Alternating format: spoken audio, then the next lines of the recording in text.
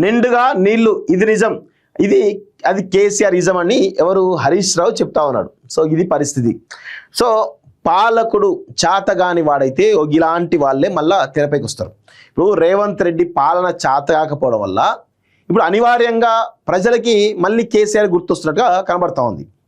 ఒకవేళ పాలకుడు సరిగా పాలన చేసి ఉంటే రేవంత్ రెడ్డి ఈ తెలంగాణ కోసం అహర్నిశలు శ్రమిస్తే ఒక ఆలోచనతోటి, ఒక జ్ఞానంతో, ఒక దూరదృష్టితోటి ఒక నాయకుడిగా ఆలోచిస్తే కేసీఆర్ పేరు వినబడిపోయేది. కానీ పరిపాలన అవగాహన లోపం కావడం కావచ్చు, లేకపోతే అడ్మినిస్ట్రేటివ్ ఎక్స్పీరియన్స్ లేకపోవడం కావచ్చు, లేకపోతే ఆయనే ఐఏఎస్లు ఐపీఎస్లు చెప్పినటువంటి విషయాలు వినకపోవడం కావచ్చు, సరి అయినటువంటి సలహాదారులకు సంబంధించినటువంటి వ్యక్తులు లేకపోవడం కావచ్చు, లేకపోతే అసలు కాంగ్రెస్ ప్రభుత్వంలో ఆయన పనిచేయకపోవడం కావచ్చు. ఇవన్నీ అంశాలు కూడా ఈరోజు కాంగ్రెస్ ప్రభుత్వం చేస్తున్నటువంటి దిక్కుమాలిన దుర్మార్గమైనటువంటి పాలన విషయంలో ప్రజలు విసిగి వేసారిపోయారు. రైతు బంధు లేదు, పెన్షన్ల ఇంప్రూవ్మెంట్ లేదు, మొత్తం హైడ్రా తోటి పేద ప్రజల బతుకుల్లో చీకట్లు నింపుతున్నారు. ఏ ప్రభుత్వ ఉద్యోగులకు సంబంధించినటువంటి పెండింగ్ డిఏలు కావచ్చు వాటి విషయంలో నిర్లక్ష్యమే. ఆర్టీసీకి ఏమో మేము పర్మనెంట్ చేస్తామని చెప్పేసి దాని మీద నిర్లక్ష్యమే. కాంట్రాక్ట్ అవుట్సోర్స్ ఉద్యోగుల మీద కనీసమైనటువంటి అవగాహన లేదు, వాళ్ళ సమస్యలు ఎట్లా పరిష్కరించాలో లేదు. ఇట్లా చెప్పుకుంటూ పోతే వందల రకాల పాలసీలు, ప్రభుత్వ పాలసీల విషయంలో మొత్తం వెనకడుగు వేయడం జరిగింది రేవంత్ రెడ్డి. ఎక్కడ కూడా ఇంప్లిమెంటేషన్లో కనీసం నియమ నిబంధనలు పాటించకుండా ఏదో మొక్కుబడిగా పాలన చేస్తున్నట్టుగా కనబడతా ఉంది. దీనిలో భాగంగా దాదాపు ఈ రేవంత్ రెడ్డి ప్రభుత్వం వచ్చినప్పుడు ఇప్పటి వరకు కూడా మొత్తం హైదరాబాద్ మహానగరంలో ఉన్నటువంటి అన్ని వెంచర్ల పైన, అన్ని అక్రమ కట్టడాలపైన ఎవడైతే డబ్బులు ఇస్తాడో, మొన్న ఇది హైడ్రా వచ్చిందట, ఇక్కడికి సోమాజిగూడకు వచ్చిందట, మొన్న వచ్చి ఏదో సర్వే చేసిపోయినని చెప్పేసి అంటున్నారు. ఏం లేదు, దాన్ని కూల్చరు, చేయరు. దాని మీద పెద్ద వివాదం నడుస్తూ ఉంది. అక్కడికి వచ్చి హైడ్రా కమిషనరు ఏదో ఎంక్వైరీ చేసినట. ఏం లేదు, హైడ్రా కమిషన్ ఎంక్వైరీకి వస్తే వాళ్ళు పోయి సీఎంని కలిసేసి మీకు ఇంత ఇస్తాం, మాకు ఇంత ఇస్తాం అని చెప్పేసి బేరా మాడితే అయిపోయాయి. ఏం లేదు, ఇలా ముచ్చటే, ఇలా పెద్దగా చేయడానికి ఏమీ లేదు.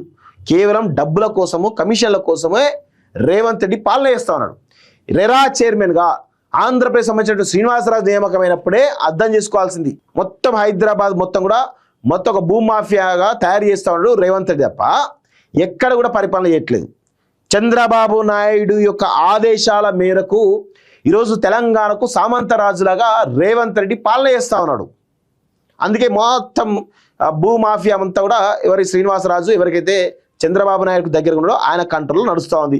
ఇప్పుడు ఈ హైదరాబాద్ మహానగరంలో ఎక్కడ చిన్న వెంచర్ వేయాలన్నా, ఎక్కడ గేట్ కమిటీ కట్టాలన్నా, ఎక్కడ విల్లా కమిటీ కట్టాలన్నా, ఎక్కడ ఏ అపార్ట్మెంట్ కట్టాలన్నా కానీ రెరాలో పర్మిషన్ తీసుకోవాలి. ఇమీడియట్గా రెరాలో అప్లై చేయగానే ఆ డేటా అంతా కూడా ఒకరి దగ్గరికి పోతుంది. వాళ్ళ నుంచి ఈ దందా అంతా జరుగుతూ ఉంటుంది. ఎవరంటే రేవంత్ రెడ్డి టీం దగ్గరికి వెళ్తుంది. ఇది జరుగుతున్నటువంటి తంతు. సో రేవంత్ రెడ్డి ఈ పాలన, చాతగాని పాలన వల్ల ఈరోజు మళ్ళీ అనివార్యంగా కేసీఆర్ వస్తేనే బాగుండు. మళ్ళీ కేసీఆర్ వస్తే ఏం జరుగుతుంది? ఫోన్ ట్యాపింగ్ జరుగుతుంది. మళ్ళీ కేసీఆర్ అయితే ఏం జరుగుతుంది? దళిత బంధు అని చెప్పి దళితులు మోసం చేస్తాడు. మళ్ళీ కేసీఆర్ వస్తే ఏం జరుగుతుంది? బీసీ బంధు అని చెప్పేసి బీసీలు మోసం చేస్తాడు.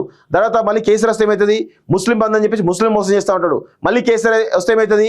మొత్తం ఈ వైన్స్ అన్ని కూడా ఈ మద్యమంతా కూడా ఏరులై పారుతూ ఉంటుంది. మళ్ళీ కేసీఆర్ వస్తే ఏమవుతుంది? మళ్ళీ ధరణితోటి మళ్ళీ 100,000 ఎకరాల భూములను దోచుకోవడానికి మళ్ళీ ఒక కేసీఆర్ సంబంధించినటువంటి బంధువులంతా తయారవుతూ ఉంటారు. సో ఈ విధంగా చెప్పుకుంటూ పోతే వందల రకాల దుర్మార్గాలు మళ్ళీ రేవంత్ రెడ్డి మించి జరిగేటువంటి అవకాశం ఉంటుంది కేసీఆర్ వస్తే, ఒక ప్రభుత్వంలోకి వస్తే. సో దీన్ని మనందరం కూడా గమనించాలి. తెలంగాణ సమాజం గమనించాలి. రేవంత్ రెడ్డి కూడా మారాలి. ఆంధ్రప్రదేశ్ సంబంధించినటువంటి వాళ్ళు వచ్చి దుర్మార్గంగా వ్యవహరిస్తూ ఉంటే కనీసం నోరు మెదపనటువంటి ఒక నిర్లక్ష్యమైనటువంటి ఒక మౌనమునిలాగా ఉంటావు కదా రేవంత్ రెడ్డి. కొంచెం కూడా మీకు అసలు ఏం పాలన చేస్తున్నారో ఒక్కసారి అర్థమవుతుందా మీకు? కొంచెం ఒకసారి మిమ్మల్ని మీరు అవలోకనం చేసుకుంటున్నారా? ఇంత దిక్కుమాల పాలన, నీలాంటి వాడి పాలన వల్ల ఈరోజు కేసీఆర్ లాంటి ఒక నరరూప రాక్షసుడు మళ్ళీ అధినేత అయ్యేటువంటి అవకాశం కనబడతా ఉంది. మళ్ళీ ఫోన్ ట్యాపింగ్లు మళ్ళీ ఇవన్నీ కూడా జరిగేటువంటి అవకాశాలు చాలా స్పష్టంగా కనబడతా ఉన్నాయి. ఇక్కడ ఏమంటే మళ్ళీ కాళేశ్వరం లాగా వస్తున్నారు. ఇప్పుడు కాళేశ్వరం సంబంధించినటువంటి సరే జరిగిపోయింది, కూల్చేసారు, మేడిగడ్డ సంబంధించిన పిల్లలు కూలిపోయినారు అనుకుందాం. మరి 2.5 సంవత్సరాల నుంచి దాన్ని కనీసం మరమ్మతులు చేద్దామని చెప్పేసి ఎందుకు అనుకోలేదు? సరే కేసీఆర్ కట్టింది మంచిగా చెడుక పక్కన 1,00,000 కోట్లు ప్రజల ధనం అక్కడ పెట్టినప్పుడు దాన్ని మళ్ళీ ప్రజల కోసం ఏదే విధంగా ఉపయోగపడ చేయాలి కదా.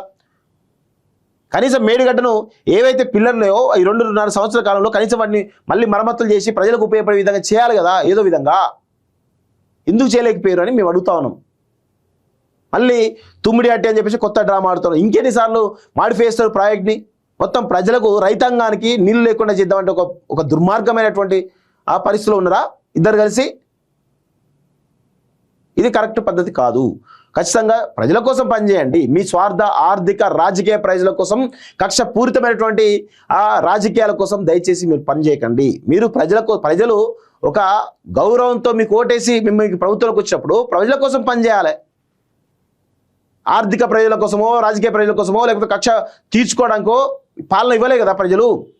అరే పరిపాలన చేయండి బాబు. 5 లక్షల కోట్ల రూపాయల ఆ బడ్జెట్ ఉంది, దాన్ని సరిగా వినియోగించండి, సరిగైనటువంటి అభివృద్ధి చేయండి అని చెప్పేసి ప్రజలు మ్యాండేట్ ఇచ్చారు మీకు. కానీ అది చేయకుండా దుర్మార్గంగా వ్యవహరిస్తున్నారు మీరైతే.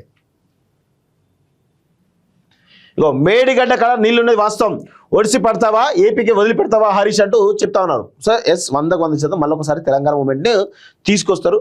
అందులో ఇగో ఈయన హరీష్ రావు లాంటి వాళ్ళు రంగంలోకి వచ్చిన అనుకోండి, ఈ నీళ్ళకు సంబంధించిన డిబేట్ విషయంలో ఎవ్వరు కూడా ఆయన కనీసం సరితూగలేరు. వాళ్ళు అట్లాంటి టీంని మెయింటైన్ చేస్తూ ఉంటారు. ఇప్పుడు హరీష్ రావు ఒక ప్రజెంటేషన్ ఇస్తే నీటిపారుదలకు సంబంధించినటువంటి సలహాదారులు కనీసం 10 మంది ఆ ప్రజెంటేషన్కి వెనకాల పనిచేస్తుంటారు కీలకంగా. చాలామంది ఉన్నారు కదా. మరి వాళ్ళ సహాయంతో మొత్తం ఇప్పుడు ఈరోజు మళ్ళీ ప్రజల్ని కాళేశ్వరం మళ్ళీ డిబేట్ని ఏ కాళేశ్వరం వల్ల కేసీఆర్ ఓడిపోయిండు, అదే ఆ కాళేశ్వరంని నిర్లక్ష్యం చేసినటువంటి రేవంత్ రెడ్డి మళ్ళీ అదే కాళేశ్వరం తోటి మళ్ళీ వీళ్ళు రీగెయిన్ కావడానికి ప్లాన్ చేస్తూ ఉన్నారు. ఎక్కడ పోగొట్టుకున్నారో అక్కడి నుంచే మళ్ళీ ఎదుగుదామనేటువంటి ఒక ప్లాన్ బీఆర్ఎస్ పార్టీ చేస్తూ ఉంది.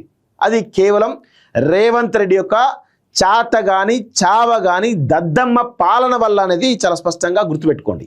కాలం కాకపోయినా మేడిగడ్డలో ప్రవాహం ఉంటుంది. ఇప్పుడు అక్కడ 89 క్యూసెక్ల నీళ్లు పోతున్నాయి. సీఎం రేవంత్ రెడ్డి మంత్రి ఉత్తమ్ క్రిమినల్ నెగ్లిజెన్సీ. కన్నెపల్లి కాడ నీళ్లున్నా ఎత్తిపోయకపోవడం ఏంటిది? సో నీకు రైతు ప్రజలు ముఖ్యమా రాజకీయాల? 3 నెలలు ఇరిగేషన్ అప్పగించు, నీళ్లు తెచ్చి పారిస్తాం. వ్యాప్కోస్ చెఫ్ అయితే నువ్వేంది రేవంత్ రెడ్డి? తెలంగాణకు వ్యాప్కోస్కు తెచ్చిందే కాంగ్రెస్ పార్టీ. మేడిగడ్డ వద్ద రబ్బర్ డ్యాంతో నీళ్లు వాడుకోవచ్చు అన్నటువంటి ఇంజనీర్ల రిపోర్ట్ను మంత్రి ఉత్తమ్ బయట పెట్టాలి. తుమ్మిడి అట్టి అనుమతి చూపిస్తే రాజీనామా చేస్తా. దేశంలో తక్కువ ఖర్చుతో పూర్తయిన ప్రాజెక్టు కాళేశ్వరం. కాంట్రాక్టుల కోసం చెక్ డ్యాములు పేల్చినటువంటి చరిత్ర మీది. పీపీటీలో బీఆర్ఎస్పీ ఉపనేత హరీష్ రావు నిప్పులు అంటూ చూస్తాం. నిజంగా ఇది అందరూ కూడా గమనించాలి. 100% హరీష్ రావు మాట్లాడితే బుల్లెట్లు దిగుతాయి. రేవంత్ రెడ్డి తట్టుకోలేడు. మళ్ళా ఎక్కడ కాళేశ్వరం తోటి వీళ్ళు అధికారం కోల్పోయినా మళ్ళీ అదే కాళేశ్వరం తోటి అధికారం కొద్దంటే ఒక ప్రయత్నం అయితే బలంగా చేస్తున్నారు. నిజంగా హ్యాట్స్ ఆఫ్ అని చెప్పాలి వాళ్ళకి, నో డౌట్ అలా.